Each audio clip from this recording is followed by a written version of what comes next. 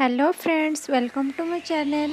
आज आम जानिबा केमिति सहज उपाय रे घरे चिकेन पकोड़ा तैयारी करि परिबा। प्रथमे आसंतु जानि नबा चिकेन पकोड़ा तैयारी करिबा पई कोन कोन सामग्री दरकार हुए। एठारे मु आधा kilo bone and boneless chicken नेची। मु गोटे चामच लंका गुंड, गोटे चामच गरम मसला, गोटे चामच जीरा गुंड एवं लेंबू, स्वाद अनुसार लूण, चुन चुन करी कटा जाइथिबा धनिया पत्र एवं भृसंग पत्र नेछि। 2 चामच अदा रसुण पेस्ट नेछि। प्रथमे लेंबू को भल भाबरे चिपुड़ देबा। जीरा गुंड, गरम मसला एवं लंका गुंड पके देबा। स्वाद अनुसार लूण पकेबा। कटा जाइथिबा धनिया पत्र एवं भृसंग पत्र पकेबा। नहीं अदा रसुण पेस्ट पकईदे। पकई सारा पर ताको भल भाबरे मिक्स करदेबा। एबे आमे नहीं चाउल चूना, बेसन एवं तेल ऐड करदेबा।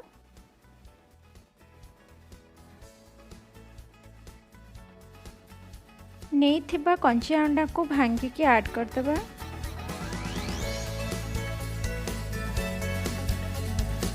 एबे ताको भल भाबरे मिक्स कर देबा। देखंतु ये भल भाबरे मिक्स हो जाइछि। एबे आको घोड़े के 2 घंटा पई मैरिनेट करिया पई छाड़ी देबा। देखंतु आम चिकेन बहुत भल भाबरे मैरिनेट हो जाइछि।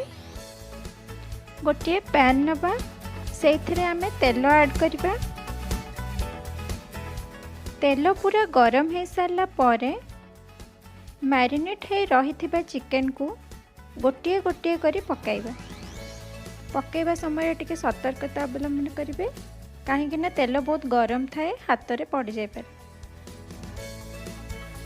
जेतेबेले आपण गरम तेल रे चिकेन पकाउछंती सेतेबेले गैस रो फ्लेम टाको हाई रखिथिबे।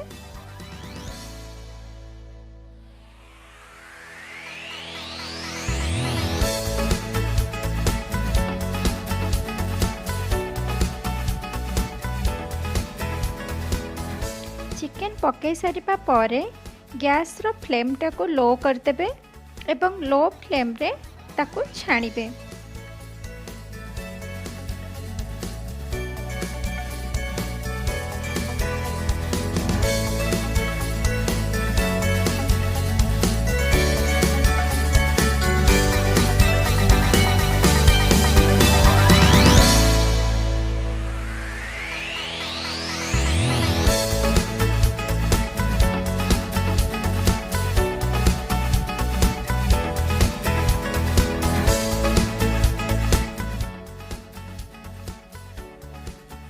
देखंतु आम चिकेन पकोड़ा एबे रेडी हो गला खाइबा पई।